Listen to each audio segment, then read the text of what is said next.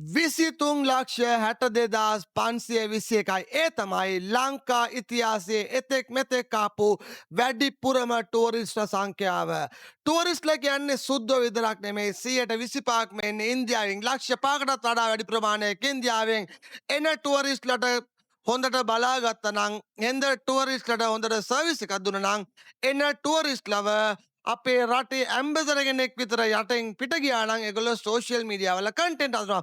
ඒ වගේම නෙමෙයි අපේ ලංකාවට ගොඩාක් සල්ලි එනවා අපිට ෆොරින් කරන්සි වල අඩුපාඩුවක් වෙන්නේ නැහැ. මේ හින්දා එන ටූරිස්ට්ලා ලස්සනට බලාගත්තා නම් ඒගොල්ලෝ ඇම්බසඩර් කෙනෙක් ගිහලා ඒගොල්ලෝ ගිහලා වීඩියෝ එකක් දාලා ඒගොල්ලෝ කමෙන්ට් එකක් කරලා එක ටූරිස්ට් කෙනෙක් තව දෙන්නෙක්ව ගෙනාව නම් ලබන අවුරුද්දේ මේක ඩබල් කරන්න පුළුවන්. ඒ හින්දා මේ Uber Pick me වගේ ප්‍රශ්න දාගන්නතු රුපියල් 300කට 800ක් ගන්නතුව සාමාන්‍ය විදිහට හොඳට සලකලා hina වෙලා යවුවනම් අපිට තවත් ටූරිස්ට්ලා වැඩි කරගන්න පුළුවන්. මේ ටූරිස්ට් ගන්නටනේ අපේ ලංකාවේ ඉඳන් ගිහලා ඕස්ට්‍රේලියාවට, ජර්මනියට, UK වලට ගිහලා පාස්පෝර්ට් අරගෙන ලංකාවට එන කට්ටිය ටූරිස්ට්ලා වගේ තමයි ඉන්නේ. පොඩ්ඩක් ඒගොල්ලෝවත් බලා ගන්න.